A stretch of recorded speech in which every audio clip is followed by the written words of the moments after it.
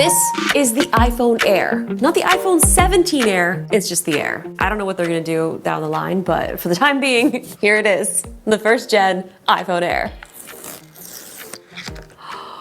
Look at this, this is the sky blue color. The thing about the iPhone Air colors is they do look very similar. So there's the sky blue, there's a silver, a light gold, and then the black. Like this is something that you can't even explain. Like it's such a small and thin phone. Like look at this. When I hold it sideways, it basically disappears. So here's the camera bump. And of course it does only have the one single lens. It's so cool to see Apple do something a little bit different than all of their previous phones. So light, so seamless. Look how thin. Now comparing the Air to the 17 Pro Max, like look at this size difference. They made this additional battery pack to help increase the battery life. Now this is specifically for the Air. Super thin, super low profile, MagSafe, directly on the back of the iPhone Air. Look at that, it's so thin. Now I wish that this would work with the other devices, but it doesn't. They made it so thin to fit perfectly on the Air. So sadly, on any of the other devices, doesn't quite fit. Thank you to dbrand for partnering with me on a portion of this video to showcase their new Tank Air case for the iPhone Air. You can see that it's super industrial, and this thing has been key when we've been out shooting our reviews. I've had this thing in and out of my bags. It makes it so much easier to grip, and I love that it has this option to buy some customizable buttons. So of course, I had to go with the pink, and they look so cute. This will also fit with your MagSafe battery, so you can add that on as well. I even paired this case with one of their Prism screen protectors, which are so easy to install. So now, no fear.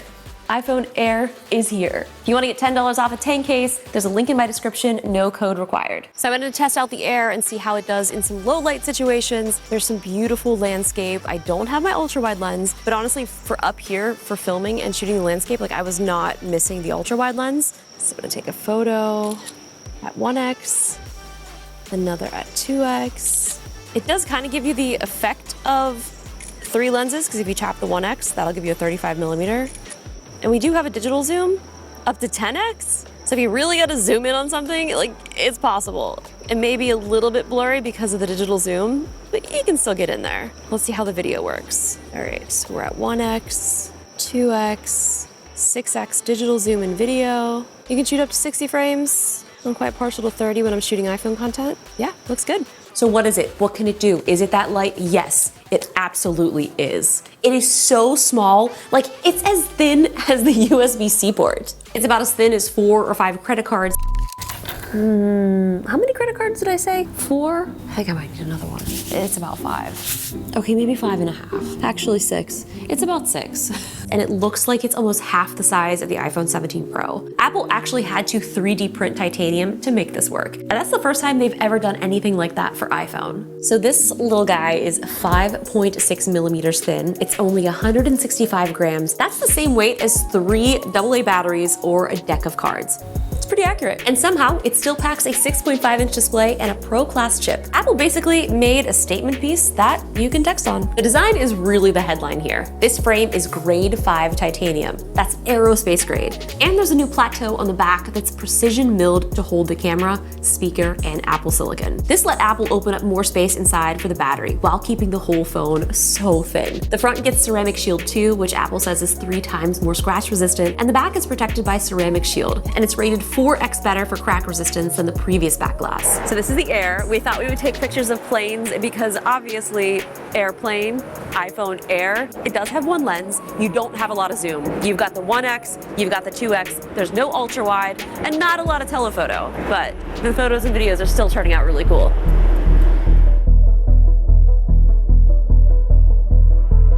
So we're taking some photos and some videos with the Air. Now this does not do spatial video, it also does not do cinematic, and of course it doesn't shoot in ProRes or ProRes RAW. I think I'm gonna take some photos first. I'm gonna test out the new center stage camera, and it's great because I can keep it vertical. I can shoot both horizontal and vertical just by tapping the button, so I can be fast. The other cool thing is I can turn this on auto. I can turn auto zoom, auto rotate. So when I now wanna take a photo with Nathan. Over here. Oh, there it is, oh, okay, there it is, oh, there it goes, there it goes. Okay, ready? Okay, so here I am.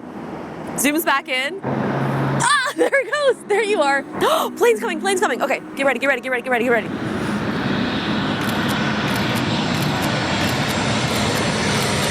Oh my my gosh, and the live photo was on, so this is so silly. You can see the plane just flying right through my head.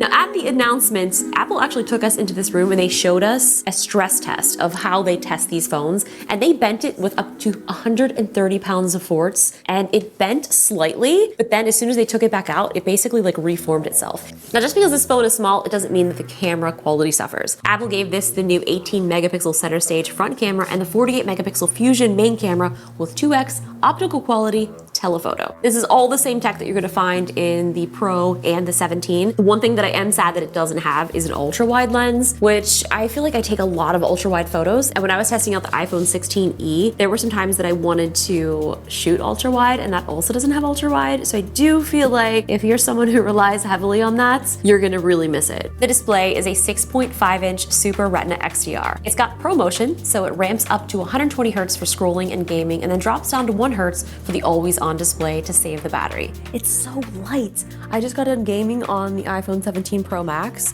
and then picking up this tiny Air. Oh, so slippery. I just downloaded Delta Force. I've never played this before. It's of attack and defense. Hold on, I need to pause and say something before we get into this because I already noticed this only has one speaker. So when you're gaming or listening to music, it will sound a little bit different. It's crazy how you don't know what you've got until you don't have it anymore. It's a good life lesson for you. Now inside is Apple's A19 Pro, 6-core CPU with the fastest smartphone cores, and a 5-core GPU that has neural accelerators built into every GPU core.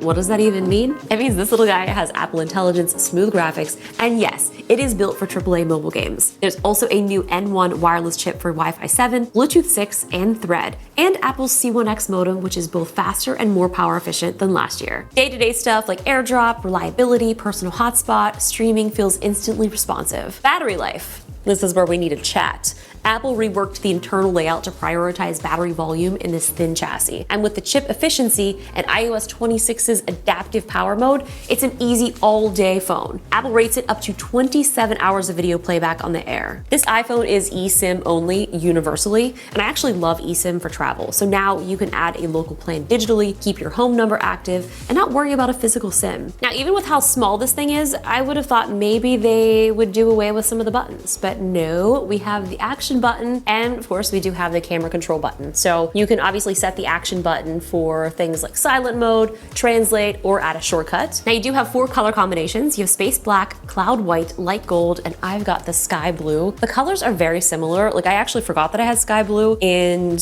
I would have thought that this is silver, depending upon the lights. It's very, very subtle. Storage starts at 256, then 512, and 1 terabyte. And as for the price, it's $999. All in all, it is a really beautiful device, and I've loved testing out. I cannot wait until all of the phones are actually this small, but yet have the same tech packed into those Pro phones. It's gonna be incredible. This is a great start, and I'm excited to see what you guys think. I have 2 other videos covering the 17 and the Pro phone, so be sure to go check those out as well. I'll see you guys in the next one. Bye-bye.